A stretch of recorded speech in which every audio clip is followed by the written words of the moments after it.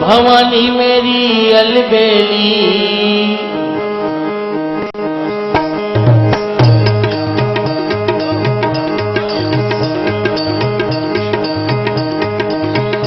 ले लो भवानी माँ, भवानी मेरी अलबेली। ले लो भवानी का नाम, भवानी मेरी अलबेली।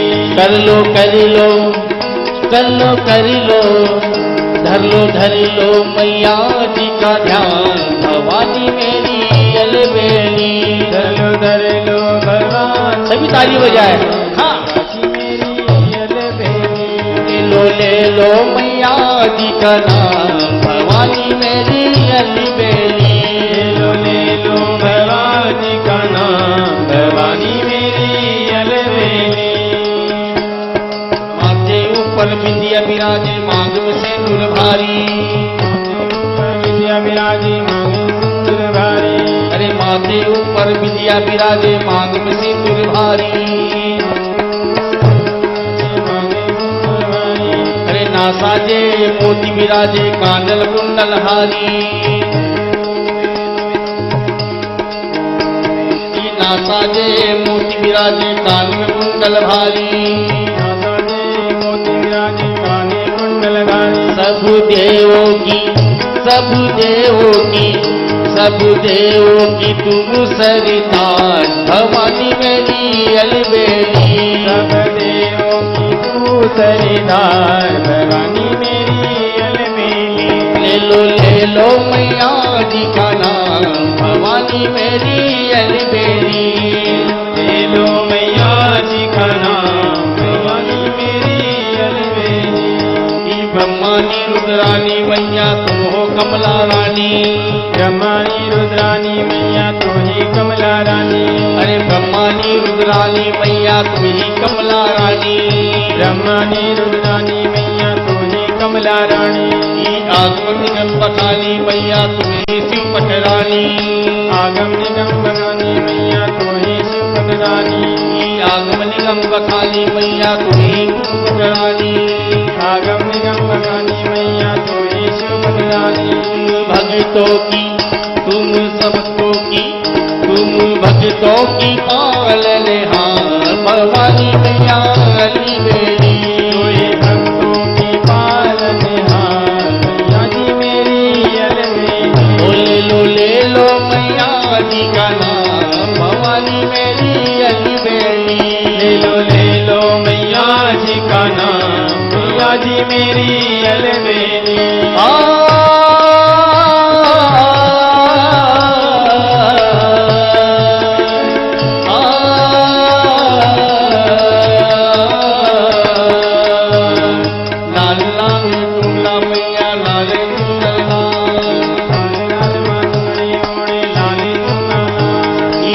लाल माँ चुनर ओढ़े लाले तो लाला। लाल लाल माचुनी ओढ़े लाले चोला वाली। ऐसी सुंदर शोभा तेरी लगती हो माँ प्यारी। ऐसे सुंदर शोभा तेरी लगती है माँ प्यारी। ऐसी तेरी सुंदर शोभा लगती हो माँ प्यारी। ऐसी सुंदर शोभा तेरी लगती है माँ प्यारी। आई सीय पे हो के सवार, मैया जी मेरी अलबेली। आई सिया पे हो के सवार, मैया जी मेरी अलबेली। ले लो मैया जी का नाम, भवानी मेरी अलबेली। ले लो मैया जी का नाम, मैया जी मेरी अलबेली। कर लो मैया जी का ध्यान, मैया जी मेरी अलबेली। कर लो का नाम, मैया जी मेरी अलबेली। तेरे दर जो भी आए लौटा नाम खाली। तेरे द्वारे जो भी आए लौटा नाम खाली। अरे तेरे द्वारे जो भी आए लौटा नाम खाली। तेरे द्वारे जो भी आए लौटा नाम खाली। बिगड़ी बनाने वाली मैया भक्तों की रखवाली। बिगड़ी बनाने वाली मैया भक्तों की रखवाली। अरे बिगड़ी बनाने वाली मैया, बिगड़ी बनाने वाली मैया भक्तों की रखवाली। बिगड़ी वाली मैया भक्तों की रखवाली। कर दो भक्तों का पार मैया जी मेरी अलबेली। कर दो भक्तों का मैया जी मेरी अलबेली। कर दो राधे मंडल को बेड़ा पार भवानी मेरी अलबेली। मैया जी मेरी अलबेली।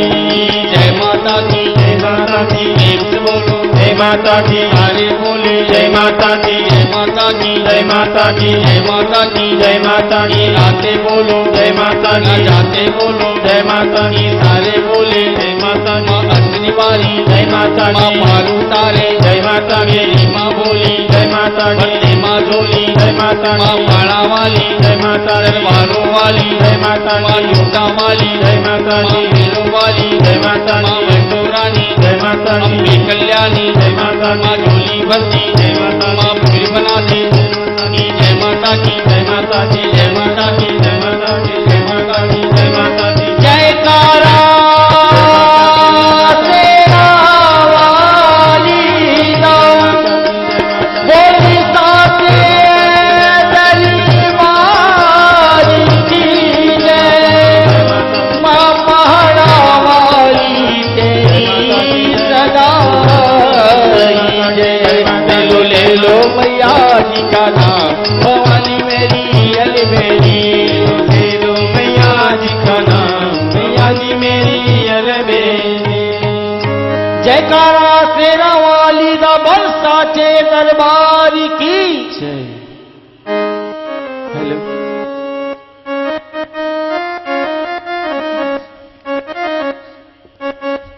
हेलो अरे नाचे जो बब्बर शेरी रे देखे जो बब्बर शेरी रे मैया की मड़िया में बजरी बदरिया नाचे जो बब्बर शेरी रे उड़े जो बब्बर शेर रे मैया के दर पे उड़े चुनरिया नाचे जो बब्बर शेर। देखिए ताली बजाने में कोई कंजूसी नहीं करना चाहिए। माँ का दरबार है तो बड़े प्रेम से माँ को बुलाइए दरबार में और जोर से ताली बजाइए और बोलिए ही नाचे जो बब्बर शेर रे देखे जो बब्बर शेर रे मैया की मैया में बजरी बदलिया नाचे जो बब्बर शेर रे नाचे जो बब्बर शेर रे उड़े जो बब्बर शेर रे जय हो। मैया के दर पे उड़े चुनरिया नाचे जो बब्बर शेर। नाचे जो बब्बर शेर रे देखे जो बब्बर शेर रे मैया की मैया में बजरी बदलिया नाचे जो बब्बर शेर रे नाचे जो बब्बर शेर रे उड़े जो बब्बर शेर रे मैया के मन में उड़े चुनरिया नाचे जो बब्बर शेर। अरे जो सिंगा है बन को राजा मैया को मर्दानी रे राजा मैया के मर्दानी रे। अरे जो सिंगा है बन को राजा मैया को मर्दानी रे जो मैया रे बन को राजा मैया के मर्दानी रे। अरे मैया मारे पुटक पुटक के छाती पे चढ़कर शेर रे देखे जो बब्बर शेर रे मैया की मैया में बजरी बदलिया लाटे जो बब्बर शेर रे। अरे मैया मारे पुटक पुटक के छाती पे चढ़कर शेर रे देखे जो बब्बर शेर रे मैया की मैया में बजरी बदलिया नाचे जो बब्बर शेर। नाचे जो बब्बर शेर रे जुड़े जो बब्बर शेर रे मैया की मैया में बजरी बदलिया नाचे जो बब्बर शेर।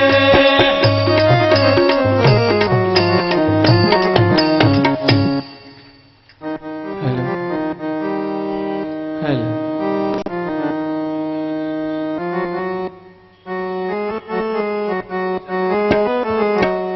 मैयर की शारदा माय मोरी गोदी भर दे मैया मैयर की शारदा माय मोरी गोदी भर दे मैया मोरी गोदी भर दे मैया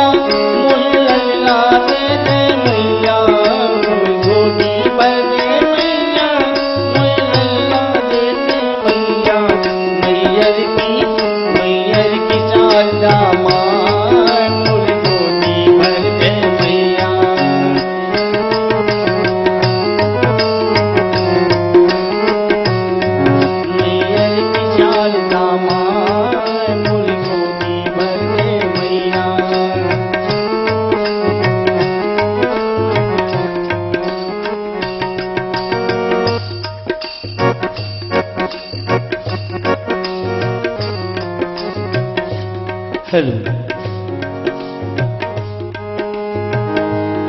हेलो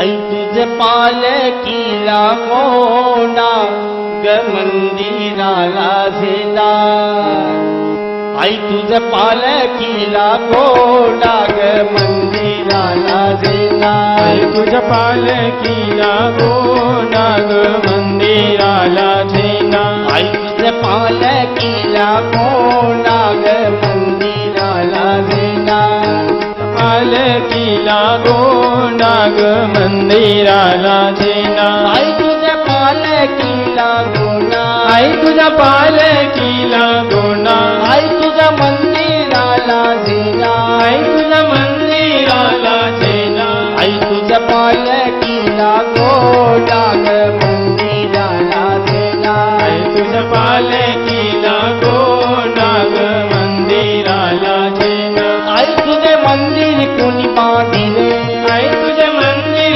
कोणी बांधिले आई तुझे मंदिर कोणी बांधिले आई तुझे मंदिर कोणी बांधिले आई तुझे मंदिर बाबानी बांधले ग बाबानी बांधिले बांधिले बाबाने बांधिले आई तुझे मंदिर बाबानी बांधिले ग बाबानी बांधिले बांधिले ग बाबाने बांधिले आई तुझ्या पालकीला कोंडा ग मंदिराला झेंडा आई तुझ्या पालकीला कोंडा ग मंदिराला झेंडा आई डोंगर गर गरा आंबेचा डोंगर गर गरा डोंगर गर गरला अंबेचा डोंगर गर गरला डोंगर गर गरा आंबेचा डोंगर गर गरा डोंगर गर गरला अंबेचा डोंगर गर गरला डोंगर गर गरा आंबेचा डोंगर गर गरा डोंगर गर गरला अंबेचा डोंगर गर गरला डोंगर गर गरा आंबेचा डोंगर गर गरा डोंगर गर गरला अंबेचा डोंगर गर गरला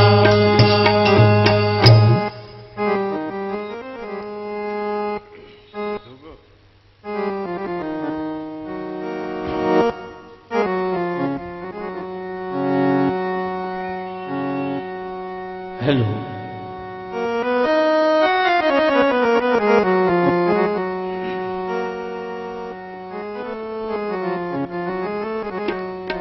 हेलो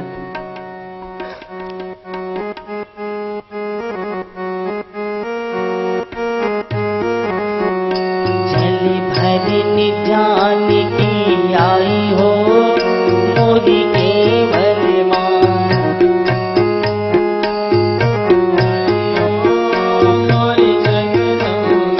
जल भरनी जान की आई हो मोरी केवल मां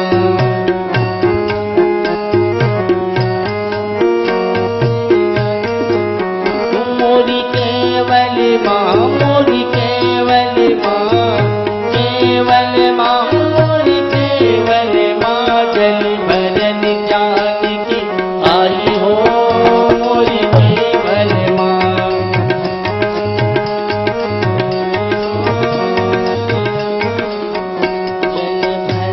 जान की आई हो मोरी केवल मां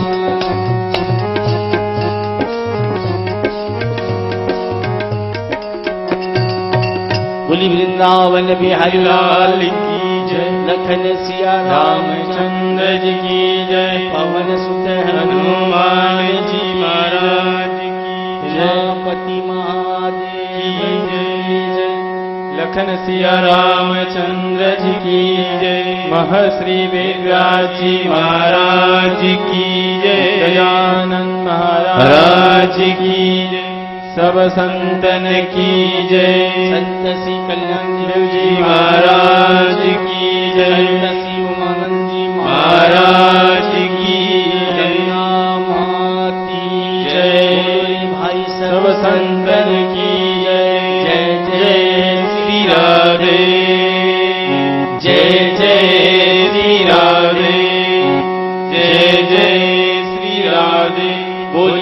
गुरुदेव परम पूज्य संत श्री राधे राधे महाराज की जय।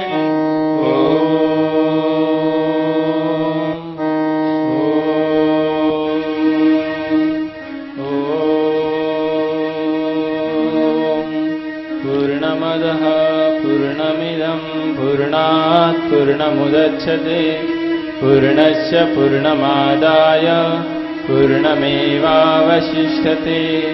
ॐ शान्ति शान्ति शान्ति। मन्नाथ श्री जगन्नाथ मद्गुरु श्री कृष्णं हि जगद्गुरु मदात्मा सर्वभूतात्मा तस्मै श्री गुरुवे नमः।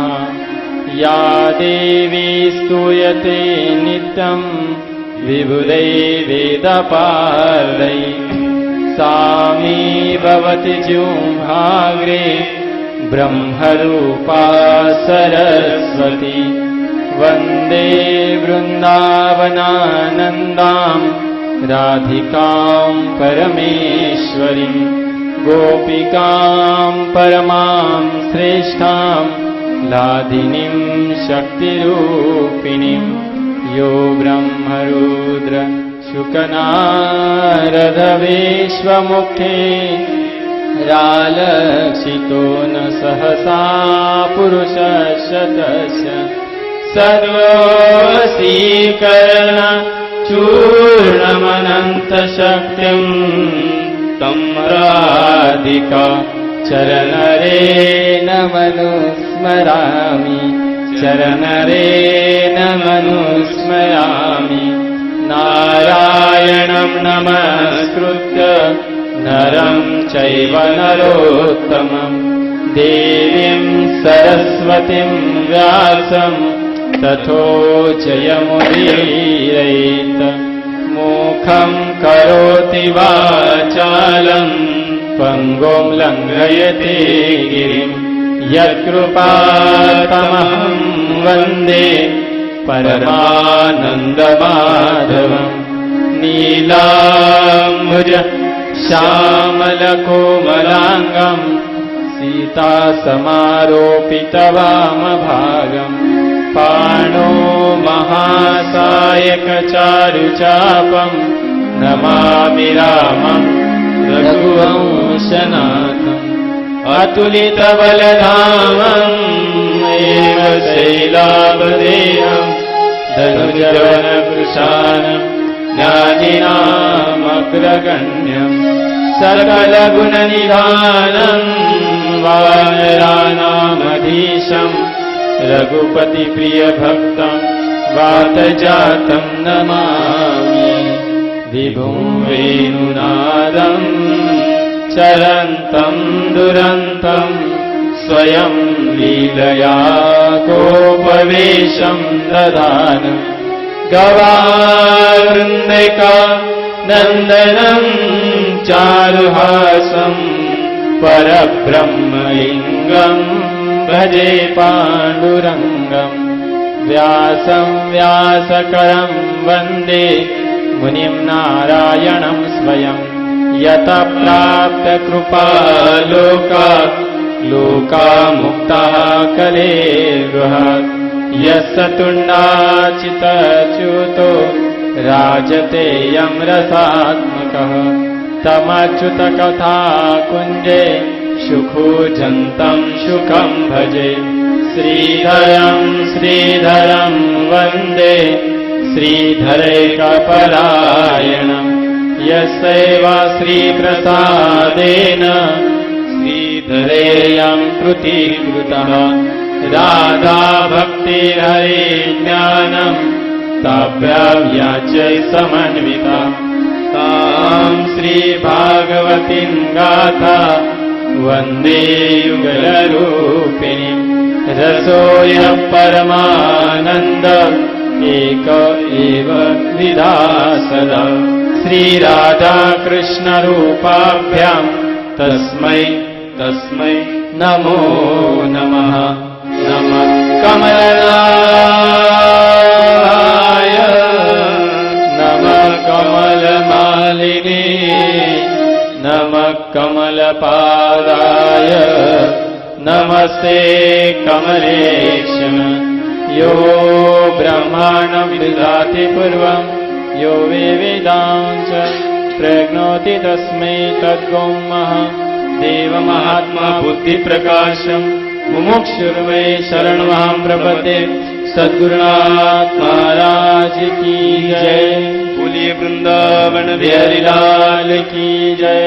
बोलिए वृंदावन बिहारी लाल के सब संतन की जय। गौ माता की जय। गंगा मात के जय। अक्षय वट वृक्ष के जय। बजरंग बली महाराज महाराज की की जय। जय जय श्री राधे जय जय श्री राधे जय जय श्री राधे। बोलिए सद्गुरुदेव परम पूज्य संत श्री राधे राधे महाराज की जय। भगवान श्री राधा कृष्ण चरणारविंद रस पिपासु ममता में माताओं तथा सज्जनों, नियम के अनुसार प्रथम कुछ क्षण भगवान नाम संकीर्तन कर ले, पश्चात इसे प्रारंभ होगा। उपस्थित समस्त ममता में माताओं से तथा सज्जनों से हमारी करबद्ध प्रार्थना है कि भगवान नाम संकीर्तन में पूरा सहयोग देने की कृपा करें।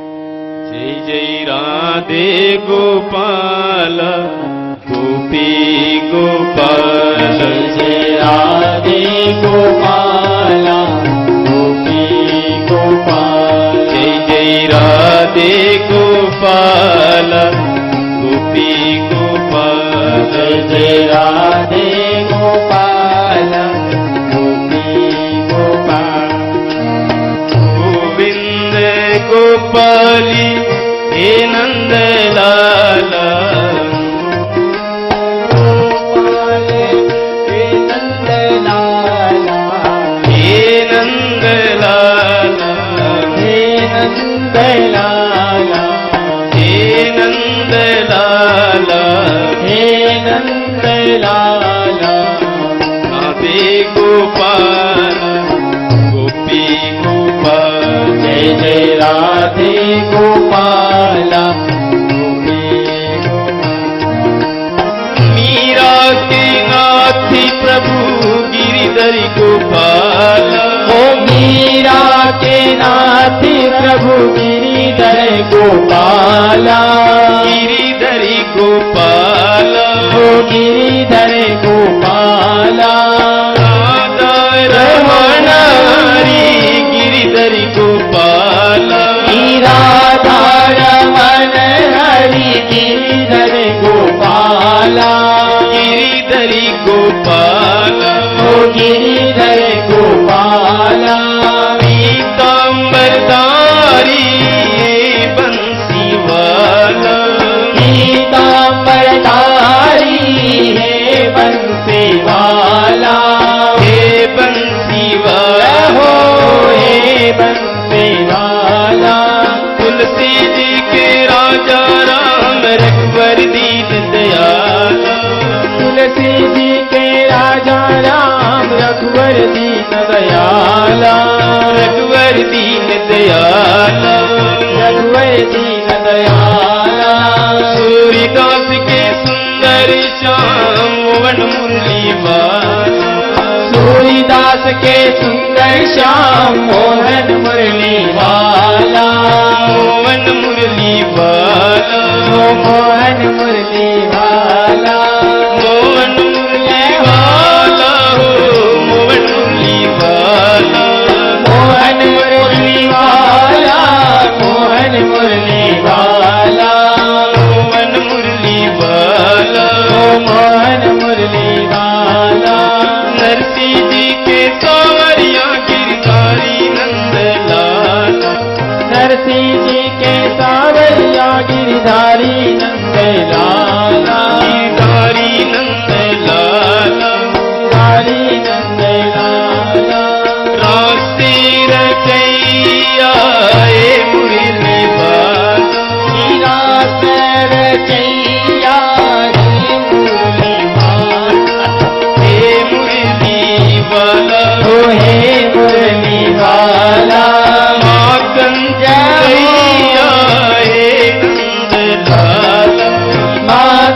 चुनैया हे नंद लाला, हे नंद लाला, हे नंद लाला।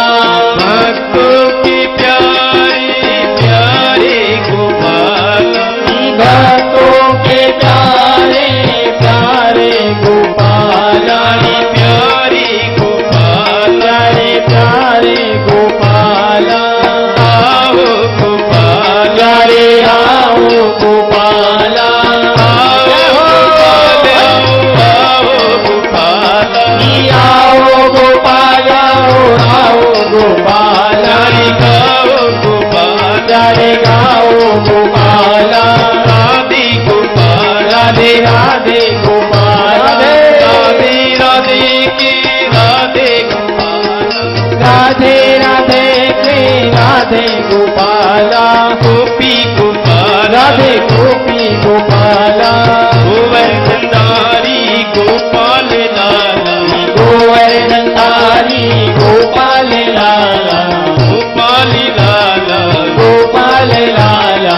राधे गोपाला गोपी गोपाला, जय राधे गोपाला गोपी गोपाला, राधे गोपाला, राधे राधे गोपाला गोपी गोपाला, राधे गोपी गोपाला।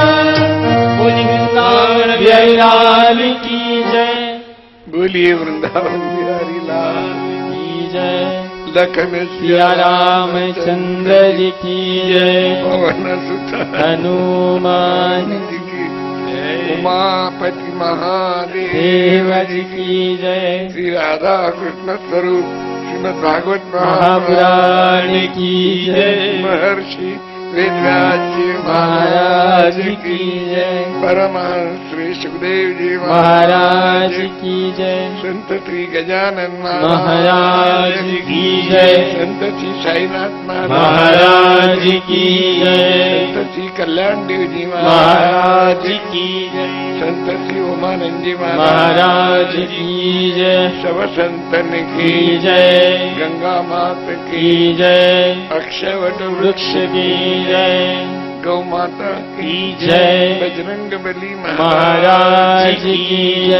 जय जय श्री राधे, जय जय श्री राधे, जय जय श्री राधे। बोलिए सद्गुरुदेव परम पूज्य संत श्री राधे राधे महाराज की जय। भगवान श्री कृष्ण की असीम कृपा होने पर मानसिक वैराग्य प्राप्त होता है। वैराग्य के दो प्रकार है, एक होता है मानसिक वैराग्य और एक होता है शारीरिक वैराग्य। कपड़े रंगाना ये शारीरिक वैराग्य है। कपड़े रंगने के बाद में मन रंगा है या नहीं रंगा ये जानना बड़ा मुश्किल है। कपड़े तो रंगे लेकिन मन रंग गया तो चाहे कपड़े हमारे रंगो चाहे ना रंगो। तो राजा परीक्षित को मानसिक वैराग्य कैसे प्राप्त हो गया अगले प्रसंग से अपने को पता चलेगा। प्रातः काल के प्रसंग में हमने देखा कि राजा परीक्षित दिग्विजय के लिए अपने राज में भ्रमण करते करते और राजा ने एक बड़ा विचित्र दृश्य देखा। राजा ने ये देखा कि एक काला पुरुष एक गौमाता की ओर एक बैल की पिटाई कर रहा। अचंभा लगा ये काला पुरुष कौन है और गौमाता की ओर बैल की पिटाई क्यों कर रहा है। ध्यान में आ गया राजा के कि ये काला पुरुष यानी कली है। कली का रंग काला है। आपको मालूम है कली शब्द कैसे बना है? तो कलह ये शब्द से कली बना है। कलह यानी झगड़ा। यदि हमारे घर में कली का प्रवेश ना हो ऐसा आपको लगता है तो आप कलह से दूर रहिए। घर में किसी प्रकार का कलह नहीं हुआ ना तो शांतिता से आपका संसार चला तो आपको भगवान की प्राप्ति घर में होती है। कुछ नहीं करना पड़ता। कलह से दूर रहो। यानी पिता पुत्र आपस में कलह न करे, भाई भाई आपस में कलह न करे, पति पत्नी आपस में कलह न करे, पिता पुत्र आपस में कलह न करे, पड़ोसी पड़ी आपस में कलह न करे। तो और गाय की और बैल की पिटाई क्यों कर रहा था? गौ माता सात्विकता का प्रतीक है और बैल धर्म का प्रतीक है, यानी वो धर्म और सात्विकता नष्ट कर रहा था। जब राजा परीक्षित ने देखा तो राजा परीक्षित कली को मारने के लिए उद्यत हो गया, उद्यत यानी तैयार हो गया। यहाँ उद्यत शब्द का प्रयोग किया है, इसलिए हमने उद्यत शब्द बोला। तो कली ने कहा आप मुझे मारिए मत। राजा ने कहा यदि तुझे जीवित रहना है तो मेरे राज में से तू चला जा। कली ने कहा यदि आप अपने राज में से मुझे निकाल दोगे तो मुझे कहीं पे भी ठौर नहीं मिलेगा। आप मुझे कोई स्थान नियुक्त कर दीजिए। फिर भी राजा ने ना कहा तो कली ने जाके राजा के पैर को स्पर्श किया। देखिए, और संत महात्मा अपने पैरों को स्पर्श नहीं करने देते, नहीं करना चाहिए। क्यों? कि संत महात्मा में जो परमाणु होते हैं वो सात्विक परमाणु होते हैं, शुद्ध परमाणु होते हैं, और साधारण मनुष्य के शरीर में जो परमाणु होते हैं वो विषय के परमाणु होते हैं, काम के परमाणु होते हैं। ये परमाणु बड़े सूक्ष्म होते हैं, इनको प्रविष्ट होने के लिए कुछ देर नहीं लगती। तो और जैसे चरण को स्पर्श किया, राजा की बुद्धि कुछ खराब हो गई। राजा ने कली को 4 स्थान दे दिए: द्यूत, मदिरा, स्त्री संग और हिंसा। द्यूत यानी सट्टा, सट्टे का माल जिसके घर में आता उसको बट्टा लगे सिवा कभी नहीं रहता। मदिरा, मद्यपान जो करता है वो केवल अपना नाश ही नहीं तो सर्वनाश कर लेता है। स्त्री संग, इस स्त्री संग के बारे में लोगों को शंका होती है कि गृहस्थाश्रम का स्वीकार करना यानी स्त्री संग का स्वीकार करना है। यदि गृहस्थी ने सोचा कि हम गृहस्थाश्रम का स्वीकार नहीं करेंगे क्यों कि स्त्री संग होता है, लेकिन आपने जो स्त्री संग स्वीकार किया है वो कैसा किया है? अग्नि, ब्राह्मण, देवता इनके साक्षी से ये स्त्री संग पवित्र है, शुद्ध है। और अनैतिक मार्ग से जो स्त्री संग होता है उसमें पाप है। और हिंसा, कारण न होते हुए कोई भी हिंसा करता है तो वो पाप है। अकली ने कहा एक स्थान और भी दे दीजिए। राजा ने एक स्थान दे दिया, सुवर्ण यानी सोना। क्यों जी? सोने में कली है। आप कहोगे कि हमारे घर में और हमारे कार्य प्रसंग का एक 100-150 तोला सोना रखा है। सात्विकता का धन आपके घर में जितना भी हो ये पवित्र है, वो शुद्ध है। और अनीति का धन यदि एक मासा भी उसमें आ गया तो सभी का वो बंटाढार कर देगा। तो देखो, दुष्ट पर कृपा करने पर भी दुष्ट अपना काम करने को कम नहीं करता। कली ने सोचा कि राजा ने स्थान तो दे दिए, अब राजा के घर में मुझे कहीं रहने के लिए स्थान मिलता है। कली को एक स्थान मिल गया। आपको अचंभा लगेगा कि नीति से चलने वाला राजा और गो ब्राह्मण प्रतिपालक राजा और उसके घर में कली ने प्रवेश कैसा किया। एक दिन राजा को ये इच्छा हो गई कि मेरे पुरखों ने मेरे लिए क्या रखा, ये एक बार मैं देख लूं। एक महल में राजा ने प्रवेश किया और वहां बहुत सुंदर एक बक्सा रखा हुआ था। राजा ने तुरंत वो बक्सा खोला, उसमें एक बढ़िया सोने का मुकुट था। राजा ने वो मुकुट लिया और अपने सर पे पहन लिया, उसमें कली था। अचंभा लगेगा आपको कि इतने पवित्र राजा के घर में कली का प्रवेश हुआ कैसे। जब भगवान श्री कृष्ण, भीम और अर्जुन जरासंध को मारने के लिए गए थे तो उन्होंने जरासंध का वध किया और ये मुकुट जो था ये जरासंध का मुकुट था। तो जरासंध के पुत्र का नाम था सहदेव। उसने भीम से प्रार्थना करी कि ये मेरे पिता की याददाश्त में इतना मुकुट मेरे पास रहने दो। भीम ने जबरदस्ती लाया। यदि जबरदस्ती आप इसका धन ले लेते हो तो उसमें कली बैठ जाता है। और जब रास्ते में भगवान को पता चला तो भगवान ने कहा लाने की जरूरत क्या थी। भीम ने कहा वो बढ़िया था, तो कहे इससे भी बढ़िया मुकुट हम बना लेते। अब इसमें तो कली है, ये ठीक नहीं। अब इतनी कीमती चीज एकदम फेंकने को मन नहीं होता।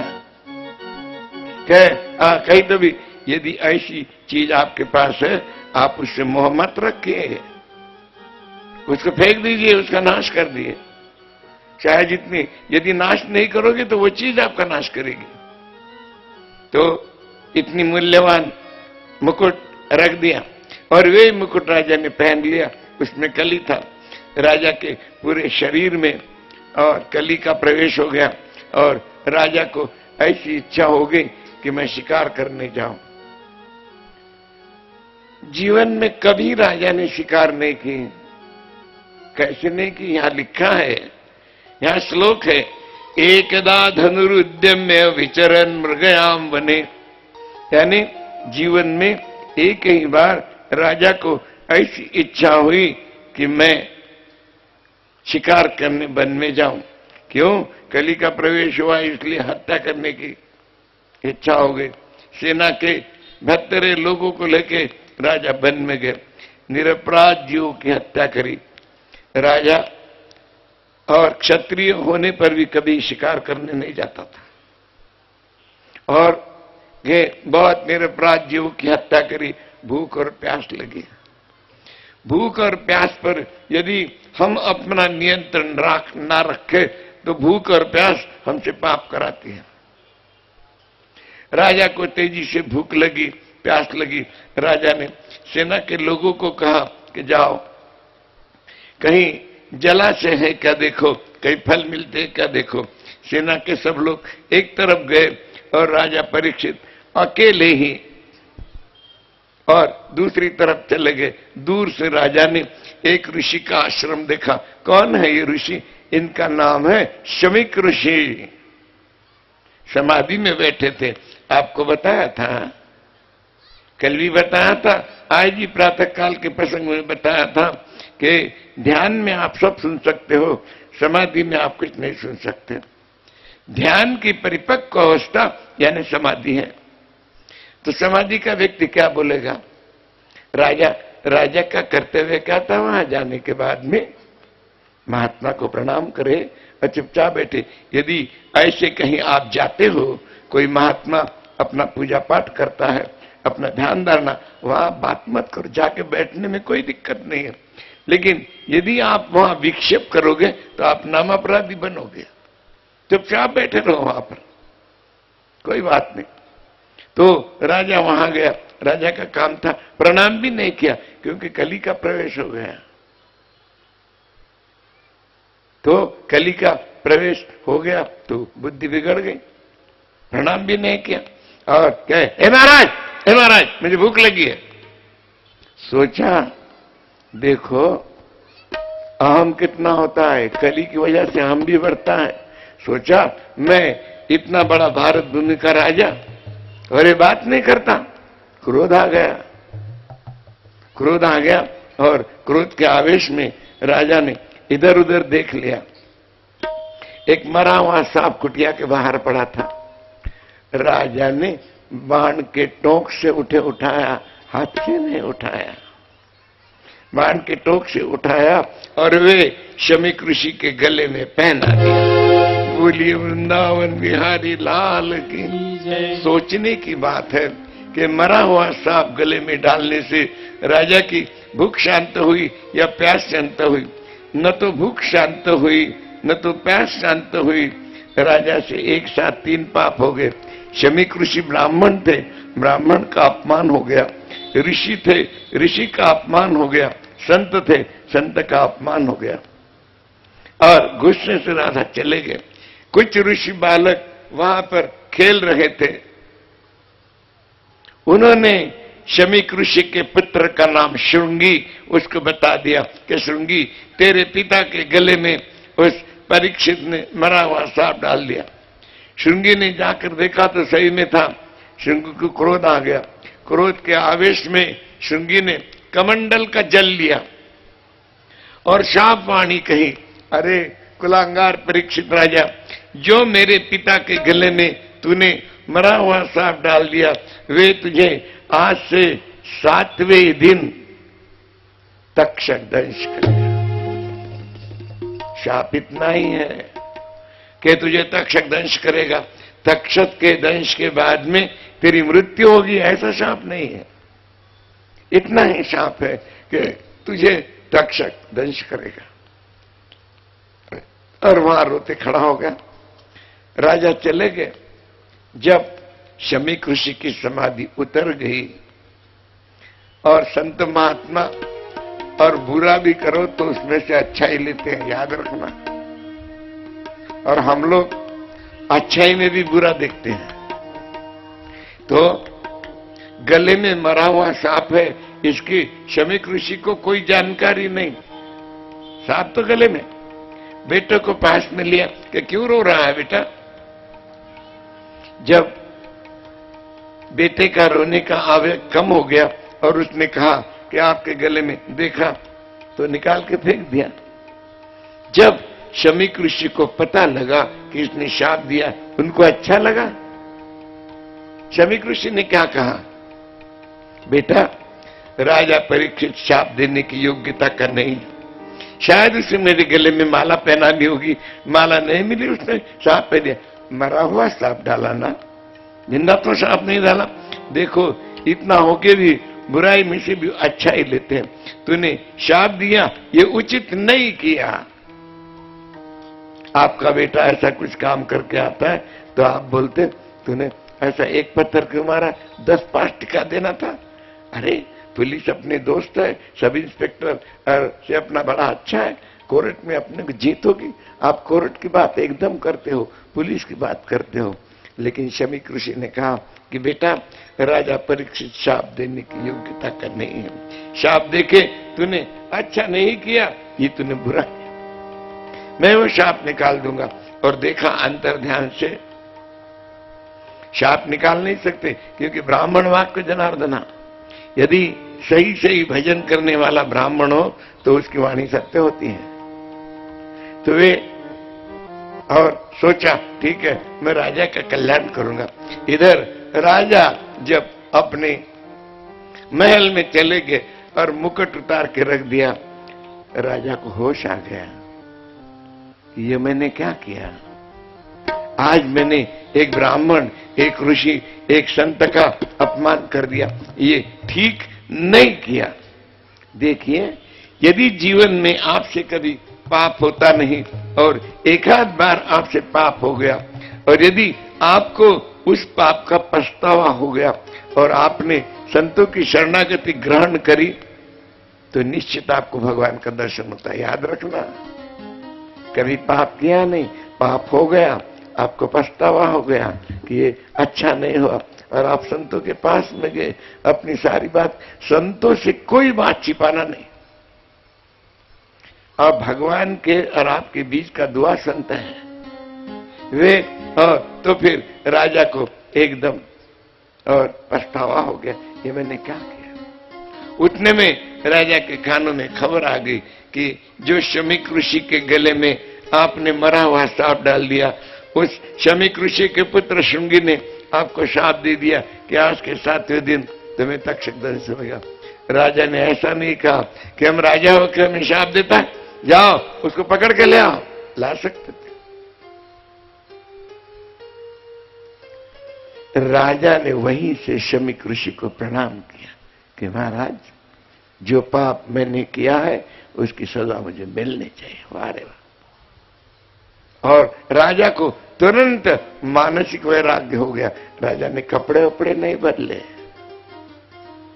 और देखिए, और भूख और प्यास लगी थी, जो भूख और प्यास से पाप हुआ वे आते से राजा ने कहा अपने रानी से कहा क्या कि मुझे जल्दी कुछ खाने को दो, पानी पीने को नहीं।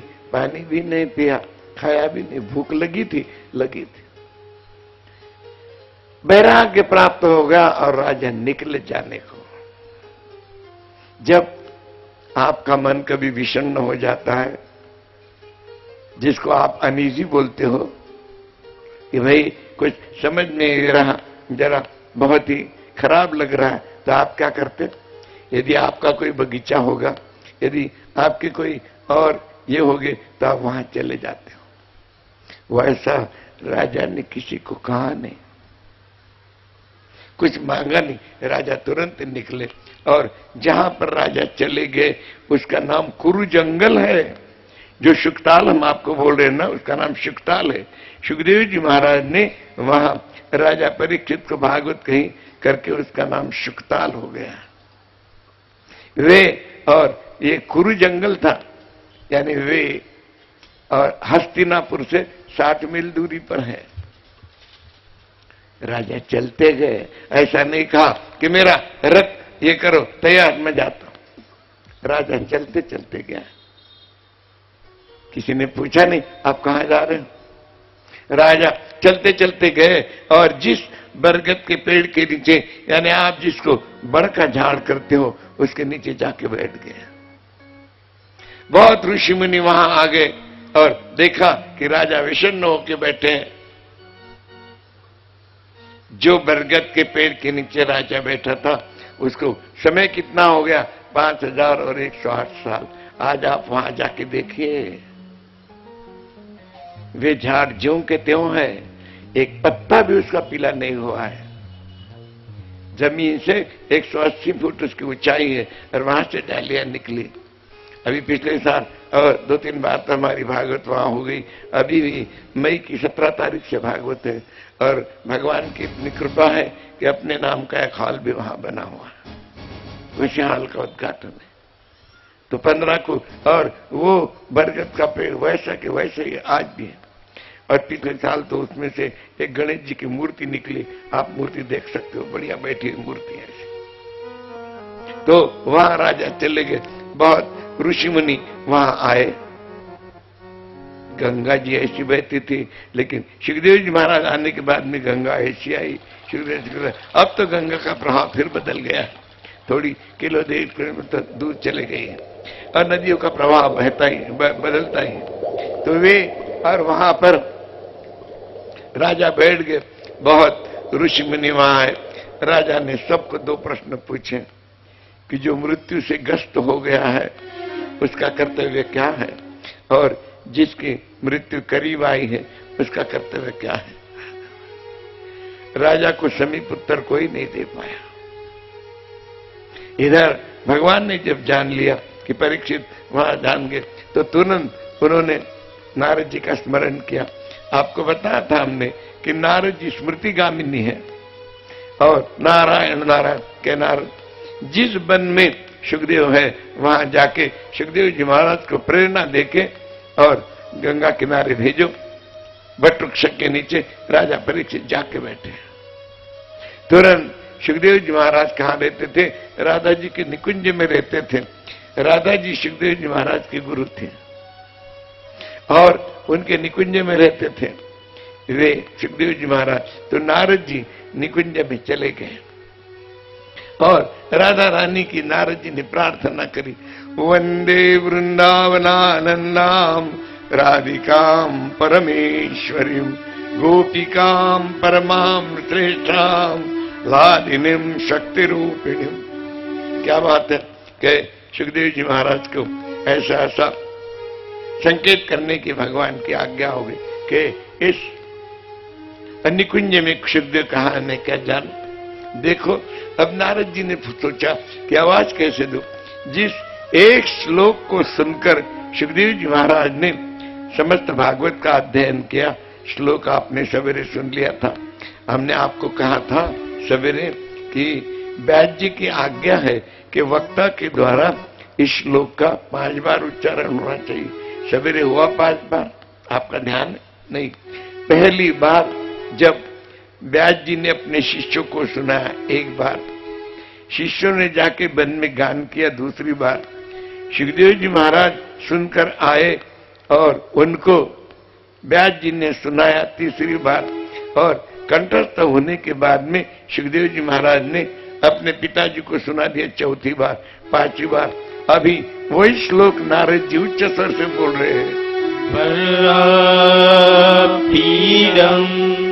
नटवर वपु कर्णयो कर्णिकार प्रदमासः कनककपिशं वैजयन्तीं च माला रन्ध्राणवेणु रदरसूदया पूरयन् गोपवृन्दैः वृन्दारण्यं स्वपदरमणं प्राविशत गीतकीर्ति। तुरंत सुखदेव जी महाराज आए कि भगवान की ऐसी ऐसी आज्ञा हो गई। सुखदेव जी महाराज राधा जी के पास में गए, प्रार्थना करी राधा जी। सुखदेव जी महाराज ने प्रार्थना करी। राधा जी ने कहा कि जाओ बेटा भगवान का गुणगान करो। सुखदेव जी महाराज के आंखों में आंसू आ गए। क्यों? राधा जी ने ये नहीं कहा कि मेरी निकुंज लीला का गान करो। देखिए, राधा कृष्ण की निकुंज लीला का एक ग्रंथ है, उसका नाम है राधा सुधा निधि। वृंदावन में एक संत हो गए थे, उनका नाम था हित हरिवंश। क्या नाम था उनका? हित हरिवंश। उन्होंने जो ग्रंथ लिखा है उसका नाम है राधा सुधा निधि, संस्कृत में है। तो उसमें सारी निकुंज लीला है। जैसे हम भागवत सामने लेके बैठे, वैसे यदि राधा सुधा निधि सामने लेके बैठे तो आपके पल्ले नहीं पड़ेगा, क्योंकि अभी तक कभी सुना नहीं आप। तो इसीलिए सुखदेव जी महाराज ने ये सोचा कि मुझे निकुंज लीला, राधा जी ने बताया कि बेटा सब ये नहीं जान सकते निकुंज लीला और बड़ी दिव्य लीला। फिर सुखदेव जी महाराज समझ ले। और यदि आप सेवा कुंज नाम का स्थान वृंदावन में है, वहां आप आज भी जाओगे तो आप जब अंदर प्रवेश करोगे, वहां संगमरमर पत्थर पर ये सारी राधा सुधा निधि पूरी लिखी हुई है। पूरे सेवा कुंज में ये लिखा हुआ आपको दिखेगा, संस्कृत में है, लिखे हुए हैं। तो समझ गए सुखदेव जी महाराज और वे तुरंत जाने लगे। सुखदेव जी महाराज जब गए, देखिए सुखदेव जी महाराज राधा जी का नाम प्रत्यक्ष नहीं लेते। क्यों? राधा जी का नाम लेने से सुखदेव जी महाराज को 6 महीने की भाव समाधि लगती। तो भागवत में फिर राधा जी का प्रत्यक्ष नाम नहीं है, अप्रत्यक्ष रूप से कुछ जगह आया हुआ है। क्यों? कि राधा नाम लेते से सुखदेव जी महाराज को 6 महीने की भाव समाधि लगती थी। रा बोले कि प्रतिमा सामने खड़ी हो जाती थी, और धा बोले कि भावावेश में चले गया 6 महीने तक। पद्म पुराण पाताल खंड में एक श्लोक आता है, श्री राधा नाम मात्रेण मूर्छा शान्वासी की भवेत नोचारित मत स्पष्टम परीक्षित था। राधा का नाम लेने से उनको 6 महीने की भाव समाधि लगती थी, और उद्धार तो 7 दिन में करना था। इसलिए प्रत्यक्ष, और उन्होंने नाम नहीं लिया, अप्रत्यक्ष है। अरे भागवत की शुरुआत ही राधा के नाम से हुई है। एक श्लोक आपने पहले कल सुना, आज भी सुना। सच्चिदानंद रूपाय विश्वोत्पत्त्यादि हेतवे तापत्रय विनाशाय श्री कृष्णाय वयं नमः। आप कहोगे कि राधा का नाम कहाँ है? आपको कल हमने भगवान की व्याख्या सुनाए थे। श्रिया ने क्या? श्रिया ने ऐश्वर्य, श्रिया ने महालक्ष्मी, श्रिया ने राधा, श्रिया ने रुक्मिणी। तो कृष्णाय वयं नुमा नहीं लिखा, श्री कृष्णाय नुमा, यानी शुरू में राधा कृष्ण को प्रणाम किया। आइए दूसरे स्कंद में 4थे अध्याय में 14वां श्लोक आता है। नमो नमस्ते शिवाशास्तानु विदुर काष्टा मुद्गुना निरस्त साम्यातिशेन राधसा सदा मणि ब्रह्मंशी रंचन्ते नमः। ये श्लोक है। ये राधसा शब्द राधा जी के लिए है, लेकिन प्रत्यक्ष में नाम नहीं लिया। आइए रासलीला 10वें स्कंद पूर्वार्ध में 29, 30, 31, 32 और 33 5 अध्यायों में आती है। रासलीला के 30वें अध्याय में एक 28वां श्लोक आता है। अनयाराधितो नूनम भगवान हरिश्वर यन्नो विहाय गोविंद प्रीतो यामन दया। ये आराधी तो ये शब्द राधा के लिए, लेकिन प्रत्यक्ष लिया हुआ नहीं। तो और इसलिए राधा जी ने कहा कि जाओ गुणगान करो। सुखदेव जी महाराज गुणगान करते जा रहे हैं और बच्चे और उनके पीछे नागा बाबा जा रहा करके और कूड़ा उछाल रहे, गोबर फेंक रहे, स्त्रियां उनके पीछे लगी, लेकिन वो कीर्तन करते जा रहे हैं। श्री कृष्ण गोविंद हरे मुरारे, श्री कृष्ण गोविंद हरे मुरारे, हे नाथ नारायण वासुदेव, हे नाथ नारायण वासुदेव।